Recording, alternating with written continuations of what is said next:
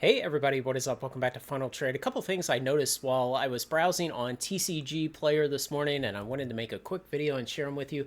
Apparently for a while last night and into this morning, these boxes dropped $60. There we go. We see a 720 yesterday, followed by a 666, and then a bunch in the 680s, and then everything got bought back out. Somebody came in and scooped up 9 of them at $680, and now the low price is back up to 720. So once in a while you'll see someone do that. Typically it manifests as a seller with low feedback coming in, undercutting the market so that he can try to entice someone to take a chance on a new seller like themselves. And then other people just come in and run their daily repricing, undercutting the market by a few cents. And so you might get a couple of new people stacking up there. And that's probably what happened over the last 12 or so hours.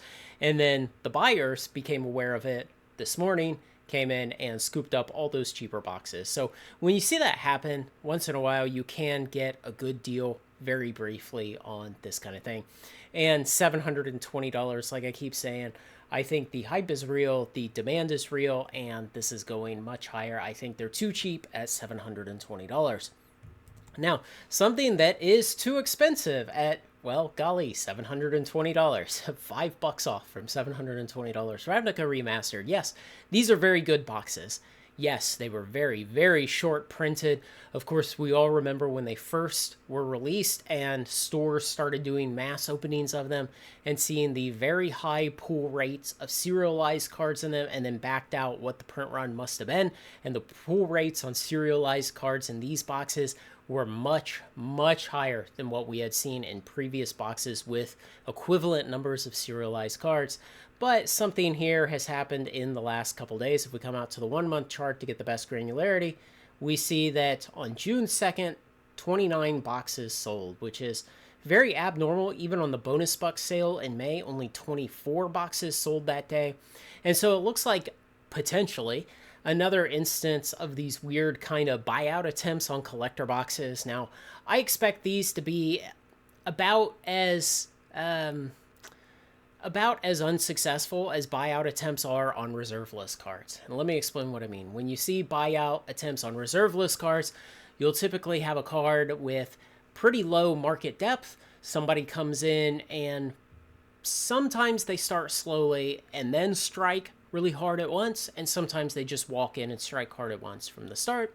But they'll come in and they'll buy out a significant amount of the market, causing the lowest ask price to gap upwards very greatly.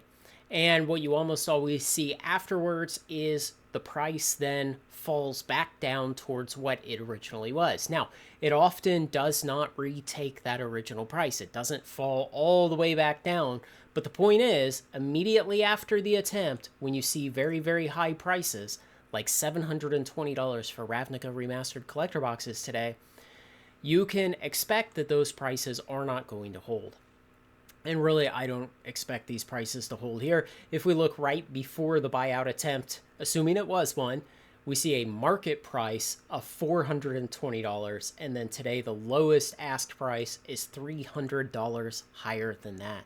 Now, what does market depth look like? Very, very shallow, and it's reporting 67 boxes, which, yeah, okay, well, here's a block of 55 way down there at $800.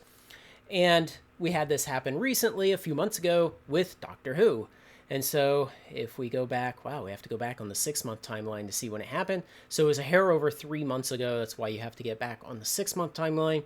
And you see back here in late February, someone came in and all at once bought 45 boxes out of the market, which was highly irregular. And on the bonus buck sale in May, it only sold 22 on that day. So 45 in the market was very, very out of the ordinary. Before it happened, we had a market price of $294, and what we saw right afterwards was the price spiked up to $500 for the lowest ask price on these boxes. But then the sudden increase in ask price put a downwards pressure on the demand, and the sales rate fell out. You can see the gaps in the sales on these light blue bars here as had slightly higher sales before then, and afterwards we had slightly lower sales because the price had gapped up so rapidly that everyone's price memory kicked in and they didn't want to pay $500 per box. Plus, it enticed a lot of boxes out of the closet onto the market, and now we've seen the market fall from that $500 a box ask price immediately after the buyout attempt down to the current $330 per box ask price. And so I would expect the same exact thing to happen here. I bet this will give up at least $100, maybe $200, maybe more than that. Because remember, it was at $420 a few days ago. So don't go FOMOing in on this at $700 today. Yes, it is a great box. Yes, it was short printed. Yes, it is going to do great in the long run. But for just this brief period in the short term from now, it has well run past its actual demand and supply balance in the market. So expect this to come back down. In fact, if you're sitting on some of these boxes, maybe you should sell them into the market right now. Start working to push this price back down, and maybe you can clear a couple boxes up at this high 700 price point and then buy back in at 500 later on if that's something that interests you. And lastly, Spider-Man. Maybe I don't have as much insightful stuff to say about this today. 550 still. I took a look the other day and saw, 209 boxes sold on the pre-sale so far in 3 months. 72 in the market. We are still very early on this product. It is not coming until the end of September. So we have 4 months. Yeah, just a hair shy of 4 months until this product releases. I am still in the camp believing that this is not going to go significantly down from this price. If we are lucky, we will see it drop $100 from here. But I do not think people are all of the sudden going to decide that Magic is not where it's at, that Magic should stop setting new sales records nearly every set like it has been for the last 6 months.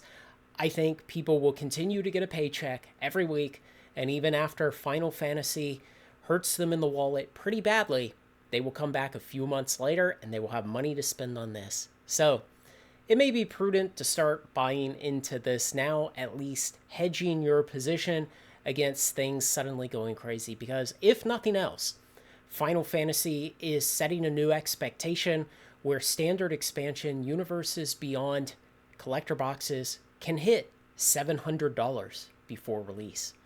So it is ground that we have treaded before by the time we get out to, say, August and early September on this one.